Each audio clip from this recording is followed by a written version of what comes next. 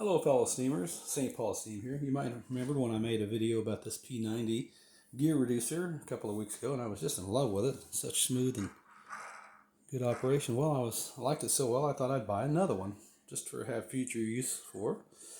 And this one doesn't work so well. As you can see, it's got a lot of slop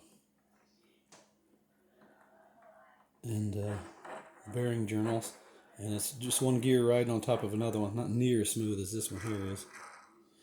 And so I thought I'd get a hold of the seller and say, hey, I think I got a bad one, and can I return it to you and exchange it for another one?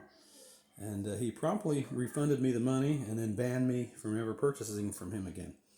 So I wanted to make a video and just let you know, if you get a good one, you'd be lucky, and if you have an issue with it, he's probably going to ban you, like he did me. So you tell the difference right there. It's the gear riding, it's a helical gear riding on top of the other gear because of all this tolerance right there. So anyway, I'll show you who the seller is. This is the fellow right here, Mage-yang, and he sells a lot of stuff. Mostly the new engines, the 2 and 4 cylinder, a lot of gas engines. So zero customer service, zero communication. So just be wary of this fella.